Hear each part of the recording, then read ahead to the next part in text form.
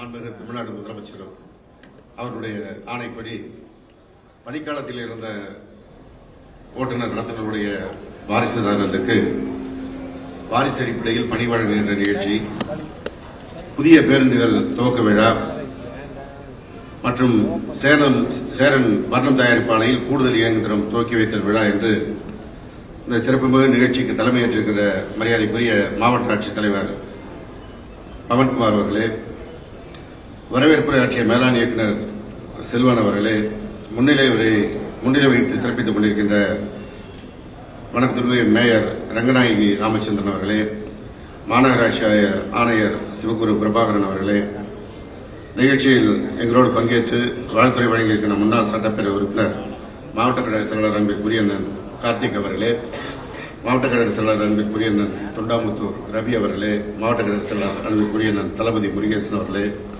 தலைமை செயற்குழு உறுப்பினர் அன்பிற்குரிய ஏர்போர்ட் ராஜேந்திரன் அவர்களே, தோமுசா பொதுச் செயலாளர் அன்பிற்குரிய பெரியசாமி அவர்களே, திருப்பூர் செயலாளர் அன்பிற்குரிய துரைசாமி அவர்களே, வடவள்ளி துரை அவர்களே, பொருளாளர் கணேசன் உள்ளிட்ட தொழிற்சங்க நிர்வாகிகளே,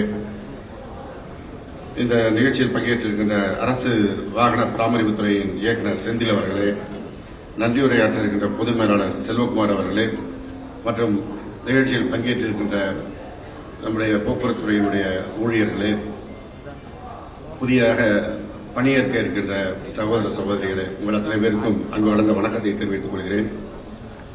கோயம்புத்தூரில் ஒரு 3-4 நிகழ்ச்சியாக ஒரு முறை வருகின்ற பொழுதும் புதிதாக வாரிசார்களுக்கு பணியமர்த்துகின்ற இந்த நிகழ்ச்சியில் பங்கேற்கின்ற வாய்ப்பு இன்றைக்கு நம்முடைய கோவை மாவட்ட பொறுப்பு அமைச்சர் மின்துறை அமைச்சர் அன்பு சகோதரர் செந்தில் பாலாஜி அவர்களும் கலந்து கொள்வ கேட்டிருந்தோம். அவர் இன்றைக்கு கரூர் மாவட்டத்திலே புதிய பேருந்துகளை துவக்கி வைக்கின்ற நிகழ்ச்சியில் கலந்து கொண்டிருப்பதால் இந்த நிகழ்ச்சியில் என்னை கலந்து கொண்டு இந்த பேருந்துகளை துவக்கி வைக்க கேட்டிருக்கின்றார். அந்த அடிப்படையில் ஒரு சிறப்புமிகு நிகழ்ச்சியாக இந்த நிகழ்ச்சி அமைந்திருக்கிறது. மாண்புமிகு தமிழ்நாடு முதலமைச்சர் தளபதி மு.க. ஸ்டாலின் அவர்கள் பொறுப்பேற்ற பிறகுதான் இந்த போக்குவரத்துறையில் கருணை அடிப்படையில் பணி ஆணை வழங்குகின்ற நிகழ்வு துவங்கப்பட்டு இதுவரை கிட்டத்தட்ட 1000 பேரை நெருங்குகின்ற அளவிற்கு எல்லா கோட்டங்களிலும் பணி ஆணை வழங்கப்பட்டு ஏற்கனவே அரசு விரைவு போக்குவரத்து கழகத்திற்கு 625 பேரை பணிக்கெடுத்தோம். மற்ற 7 போக்குவரத்து கழகங்களுக்கு விரைவில் ஒரு 2700 பேர் பணிக்கெடுக்கின்ற நிலையில் இந்த 1000 பேரை கருணை அடிப்படையிலே பணி நியமனம் செய்திருப்பது ஒரு மிகப்பெரிய சாதனையாகத்தான் கருத வேண்டும். அதிலும் மிக குறிப்பாக பெண்கள் இப்பொழுது நடத்துனர் பணிக்கு வருகை தந்து பணியிலே சேர்வது என்பது மிகுந்த ஒரு வரவேற்கத்தக்க மாற்றமாக அமைந்திருக்கிறது. அதிலும் அவருடைய உயரம் குறைவாக இருக்கிறது, அதனால் பலருக்கு பணி வழங்க முடியவில்லை என்ற கருத்தை நம்முடைய மாண்புமிகு முதலமைச்சர் அவர்களிடத்தில் எடுத்துக் கூறியவுடன் உடனடியாக 10 சென்டிமீட்டர் குறைத்து பெண்களுக்கு ஒரு மிகப்பெரிய வாய்ப்பை நம்முடைய மாண்புமிகு முதலமைச்சர் அவர்கள் வழங்கியிருக்கிறார். எப்படி கலைஞர் உரிமை தொகை, விடியல் பயணம் என்று மகளிருக்கான அவருடைய வாழ்க்கையில் ஏற்றம் பெறுவதற்கு அந்த வாய்ப்புகளை வழங்கினாரோ, அதேபோல நம்முடைய துறையிலே அவர்களும் பணியாற்றுவதற்கான இந்த அரிய வாய்ப்பு, நல்ல வாய்ப்பை நம்முடைய முதலமைச்சர் அவர்கள் வழங்கியிருக்கிறார்கள். அதேபோல புதிய பேருந்துகள் தொடர்ந்து நம்முடைய மாண்பு முதலமைச்சர் அவர்கள் இதற்கான நிதியை ஒதுக்கி வாங்கப்பட்டு வருகிறது. அதில் கடந்த 2 நிதியாண்டுகளில் நம்முடைய கோயம்புத்தூர் அரசு போக்குவரத்து கழகத்திற்கு 317 பேருந்துகள் வந்திருக்கிறது.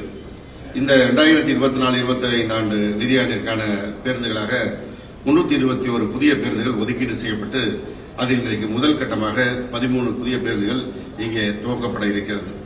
இந்த போக்குவரத்துறை மிகவும் நலிவடைந்து பழைய பேருந்துகளை ஓட்டிக் கொண்டிருக்கின்ற ஒரு கடும் சூழலில் இருந்த நேரத்தில் ஒரு மறுமலர்ச்சியை உண்டாக்குகின்ற வகையில் நம்முடைய மாண்புமிகு முதலமைச்சர் அவர்கள் தொடர்ந்து ஒவ்வொரு ஆண்டும் புதிய பேருந்துகள் வாங்குவதற்கான நிதியை வழங்குகின்ற காரணத்தினால் இன்றைய மொத்தமாக நம்முடைய மாண்புமிகு முதலமைச்சர் அவர்கள் 11,000 பேருந்துகள் நம்முடைய போக்குவரத்து கழகத்திற்கு வாங்குவதற்கான ஒரு அரிய வாய்ப்பை ஏற்படுத்தியிருக்கிறார்கள்.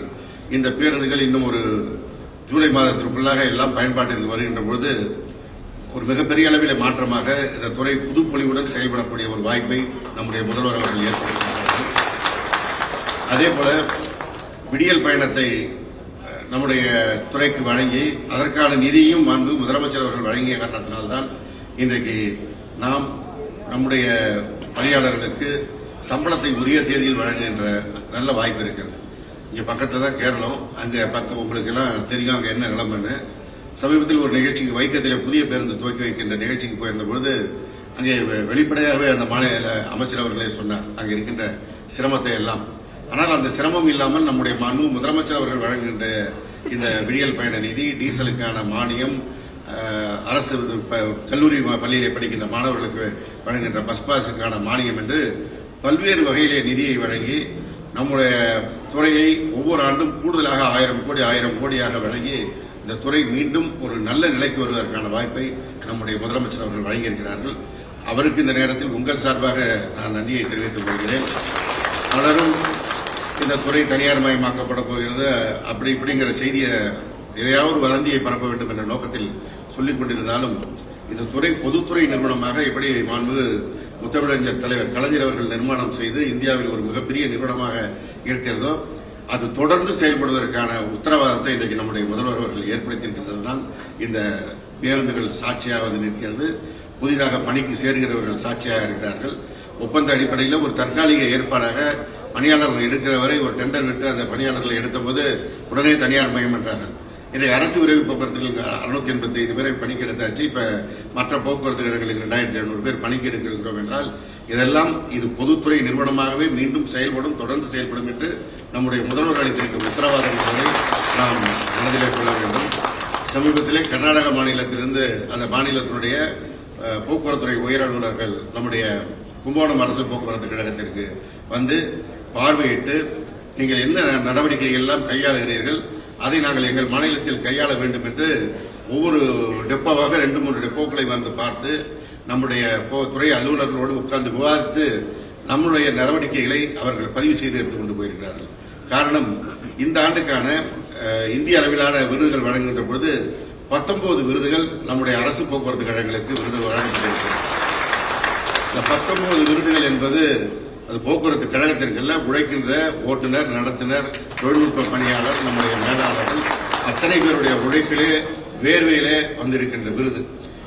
இன்னும் சொல்லப்போனால் இந்தியாவில் மொத்தம் வழங்கப்பட்ட விருதுகளில் 70% விருது நம்முடைய தமிழ்நாடு அரசு போக்குவரத்து கழகங்களுக்கு வந்திருக்கிறது. ஆனால் இதையெல்லாம் மறைத்துவிட்டு சில ஊடகங்கள் ஏதோ ஒரு பேருந்து எங்கேயாவது போய் தள்ளி போட்டனாலோ அல்லது ஸ்டார்ட் ஆகாமல் நின்று விட்டால் அதை 4 பேர் தள்ளினாலோ உடனே அதை தள்ளுமாடல் வண்டிகள் எல்லாம் எடுத்து போடுகிறார்கள். புதிய கார் வாங்கினா கூட திடீர்னு பேட்டரி ஃபெயிலியர் ஆயிடுச்சுன்னா வண்டியை எங்கேயாவது தள்ளிதான் இருக்கணும். ஒரு சின்ன போல்ட் கண்டா கூட நம்ம தவிர்க்க முடியாத செய்தி. இதெல்லாம் ஒரு இயந்திரம் என்றால் இருக்கும். ஒரு 19 விருது வாங்குகின்ற அளவிற்கு இந்த தொழிலாளர்கள் உழைத்திருக்கிறார்கள் என்பதை கூட அவர்கள் கவனத்தில் கொள்ளாமல் தொடர்ந்து அவதூறு பரப்புகின்ற சில செய்தியை சில குறிப்பிட்ட சில நிறுவனங்கள் செய்வதுதான் வருத்தத்தக்கதாக இருக்கிறது.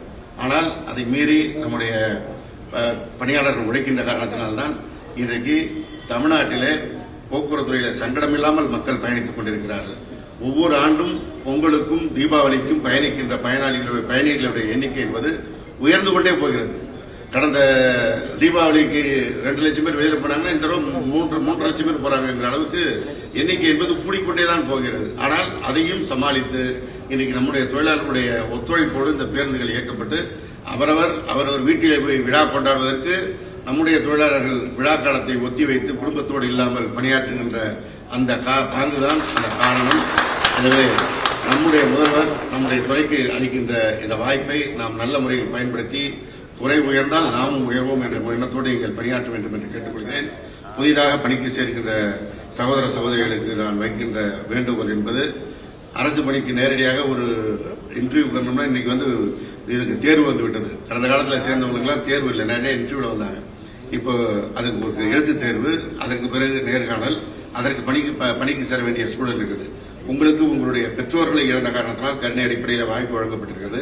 எனவே கிடைத்த வாய்ப்பு மிகப்பெரிய வாய்ப்பு. அதை சரியான முறையில் பயன்படுத்தி நம்முடைய பொதுமக்களுக்கு நல்ல சேவையாற்றுகின்ற மனப்பான்மையோடு நீங்கள் உழைக்க முன்வர வேண்டும்.